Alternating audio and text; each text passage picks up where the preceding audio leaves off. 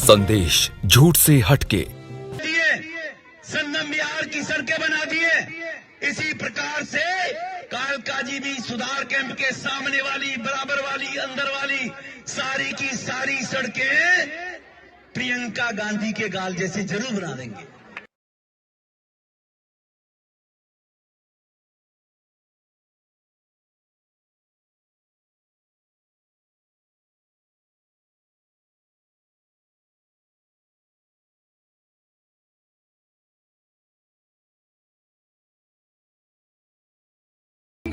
शर्म करो, शर्म नहीं तो डूब मरो, शर्म नहीं तो डूब मरो। रमेश बिदूड़ी मुर्दाबाद, मुर्दाबाद, मुर्दाबाद। रमेश बिदूड़ी मुर्दाबाद, मुर्दाबाद, मुर्दाबाद। रमेश बिदूड़ी शर्म करो, शर्म करो, शर्म करो। शर्म नहीं तो डूब मरो, शर्म नहीं तो डूब मरो। नरेंद्र मोदी हाय हाय हाय हाय हाय हाय। रमेश बिदूड़ी हाय हाय हाय हाय हाय हाय। रमेश बिदूड़ी शर्म करो, शर्म करो, शर्म करो। शर्म नहीं तो डूब मरो। तो मैं सबसे पहले आता हूं सुजाता पॉल जी के पास कि वो इस घटना को एक स्त्री होने के नाते इन दोनों बयानों को किस तरह से देखती हैं और इसके क्या परिणाम आने वाले दिनों में देखने को मिलेंगी। क्या राजनीति वास्तव में अब स्त्रियों के लिए नहीं बची है? नमस्कार जोशी जी और सभी मेरे को पैनलिस्ट को नमस्कार, आपके दर्शकों को भी। सबसे पहले तो अगर रमेश बिदूड़ी जी की बात कर रहे हैं तो मैं आपको याद करा दूं कि सुष्मिता देव जी ने ये बात पहले भी कही थी, बहुत साल पहले की बात बता रही हूँ मैं, 2015 के आसपास, जब उन्होंने कहा था कि ये बहुत ही गलत तरीके से, अभद्रता से व्यवहार करते हैं। तो कोई ये नई बात नहीं है, भारतीय जनता पार्टी में ये है। लेकिन इसके पहले आपको याद करा दूं कि 2015 में 5 महिला सांसद, जिसमें रंजीत रंजन कांग्रेस से, सुष्मिता देव तब कांग्रेस में थी, सुप्रिया सुले एनसीपी की, अर्पिता घोष टीएमसी की, पीके श्रीमती टीचर सीपीआईएम की, उन्होंने रमेश बिदूड़ी के खिलाफ एक कंप्लेंट करी थी कि वो बहुत ही महिलाओं के खिलाफ जिस तरह की भाषा होती है उनकी, उस तरह से वो बात करते हैं। उन्होंने, आपको याद होगा कि केजरीवाल जी को एक बार बौना भी बताया था, बौना दुर्योधन बताया था। तो इस तरह की भाषा वो इस्तेमाल करते रहते हैं। साथ ही उन्होंने ये कोई पहली बार नहीं किया, दूसरी बार नहीं किया, ये तो कई बार हो चुका है, क्योंकि उन्होंने सोनिया गांधी जी और मायावती जी के लिए भी बहुत अभद्र भाषा के इसका इस्तेमाल किया था 2017 में। और मैं उस बात को रिपीट नहीं करना चाहती हूँ। इन्होंने बहुत ही गंदी, घटिया बात तब कही थी।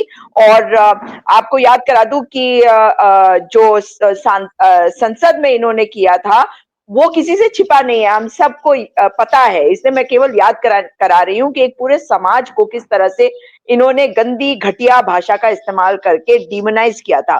लेकिन भारतीय जनता पार्टी का ये चार चरित्र चेहरा है। इन्होंने गंदी भाषा का इस्तेमाल किया, इनके खिलाफ कोई कार्रवाई नहीं हुई। इनके पीछे रविशंकर प्रसाद बैठकर ही करके दांत दिखा रहे थे। और जेपी नड्डा जी, इनके राष्ट्रीय अध्यक्ष, उन्होंने कोई कार्रवाई नहीं करी। प्रधानमंत्री नरेंद्र मोदी ने इनको सर आंखों पर बैठा के रखा है, तभी तो इनको दोबारा से टिकट दिया है विधानसभा में। किसी ने कहा कि 2024 में इसीलिए इनको टिकट नहीं दिया गया क्योंकि इन्होंने इस तरह की अभद्र टिप्पणी करी थी संसद में एक समुदाय विशेष के बारे में।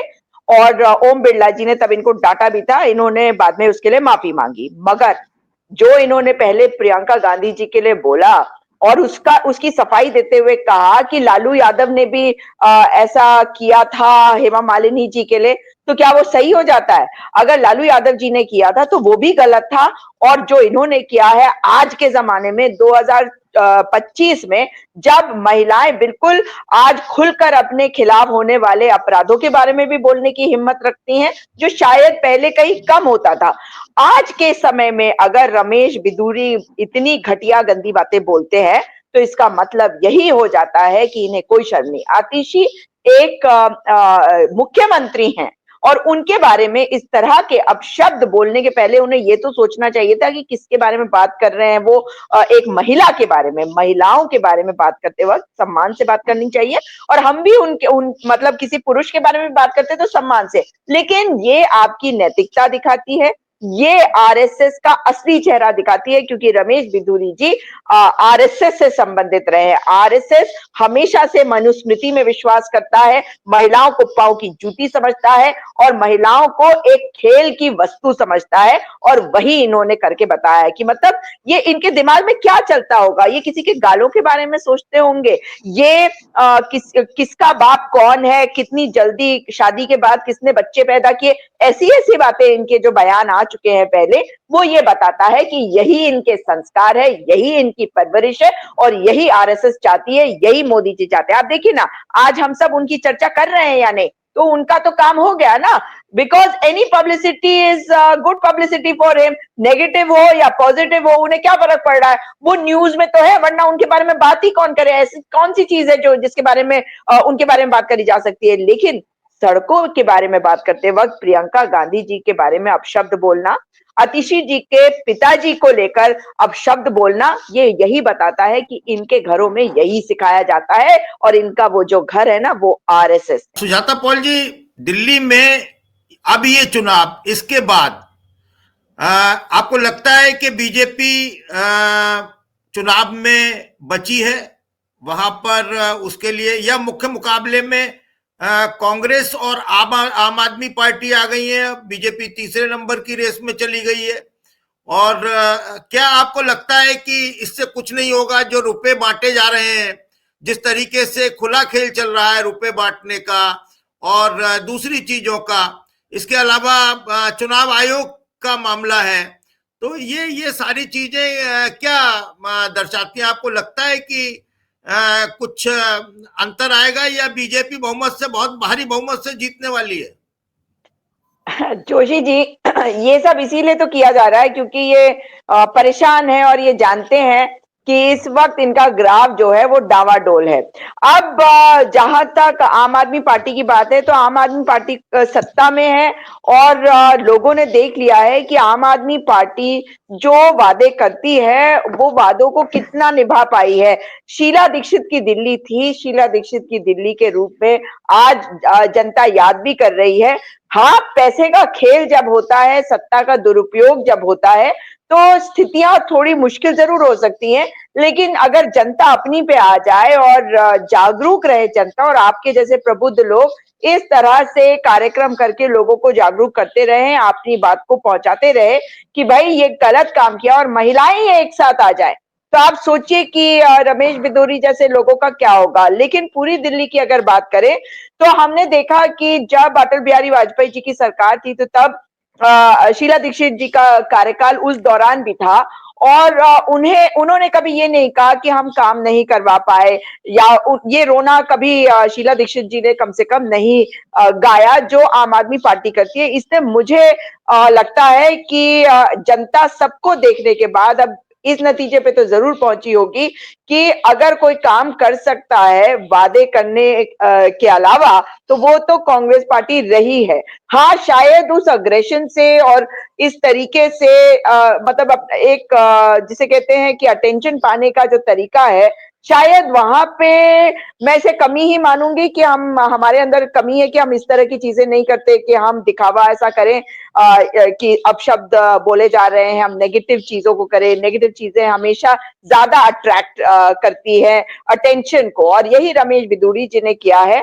और हम लोग संयम बरतते हैं, हमारे तो बड़े बड़े नेताओं ने बहुत दुख झेले हैं, लेकिन उन्होंने अपने आंसू भी लोगों को नहीं दिखाए, और उस संयम को से हमें सीखना भी चाहिए, और यही लीडरशिप का काम होना चाहिए। लेकिन ठीक है, अलग तरह की राजनीति आजकल चल रही है, पर जनता जो है वो देख रही है सब कुछ, और अगर फेयर तरीके से इलेक्शन होता है तो मुझे पूरा यकीन है कि जनता भारतीय जनता पार्टी को तो पूरी तरह से नकारेगी ही, मगर इन चुनावों में कांग्रेस पार्टी डेफिनेटली एक बेटर सिचुएशन में रहेगी अगर जो इलेक्शंस हैं वो फेयर रहे और एक लेवल प्लेइंग फील्ड हमारे को मिले। जी देखिए, आप कामों की बात करती हैं, शीला दीक्षित जी के काम गिना रही हैं, और अब लगातार बाकी चीजों को छोड़कर अरविंद केजरीवाल भी विकास के मुद्दे पर आ गए हैं, काम के मुद्दे पर आ गए हैं।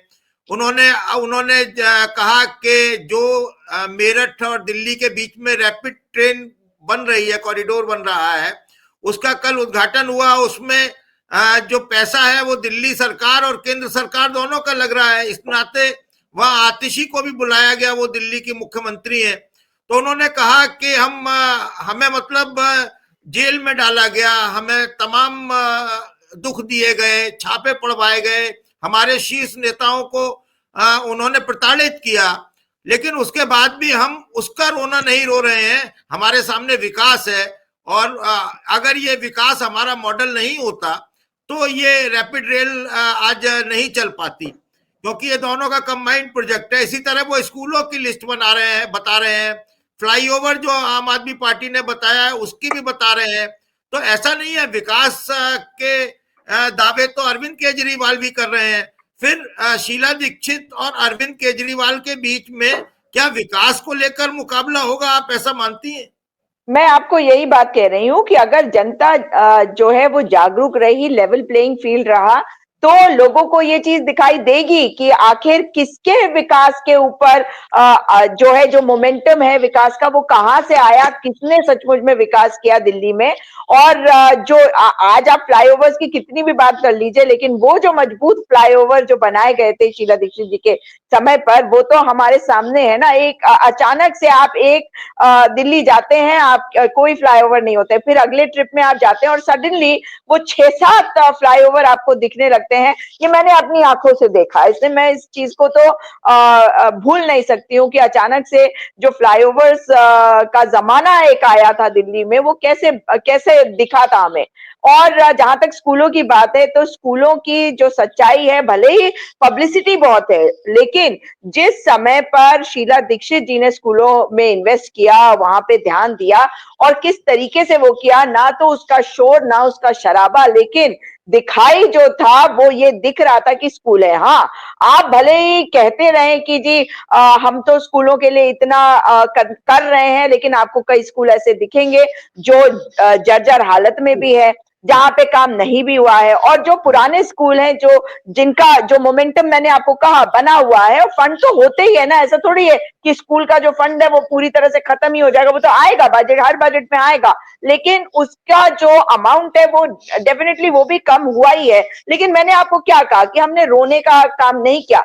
और मेट्रो रेल आप देखिए, आज भी उस मेट्रो के बारे में किस तरह से हर कोई बात करता है, कैसे दिल्ली की पूरी शक्ल बदल दी उस मेट्रो ने। अब क्या उसमें काम आगे नहीं बढ़ेंगे? उसमें डेफिनेटली और रूट्स पे और ज्यादा मेट्रोज भी लाए जाएंगे और वो फैलेगा भी। लेकिन जो लोगों ने देखा है, और मुझे ऐसा लगता है कि जो ये हर बार, और कोरोना के टाइम पे जैसे हमने हालात देखे थे, कैसे अरविंद केजरीवाल जी उस वक्त आरोप लगा रहे थे केंद्र पर, कैसे केंद्र उनको तरह तरह की बातें बोल रहा था। और इस वक्त भी अगर आप देखेंगे तो ना केवल बीजेपी पर आम आदमी पार्टी भी कोशिश कर रही है कि हम ये दिखाए कि जी मुकाबला जो है वो आम आदमी पार्टी और बीजेपी में है, जबकि ऐसा है नहीं। अच्छा, वो तो जानते ये हैं। बिल्कुल बिल्कुल, एक मिनट, आप बस ये बताइए कि मुकाबला किस किस में है, पहला और दूसरे नंबर के लिए मुकाबला किस किस में है?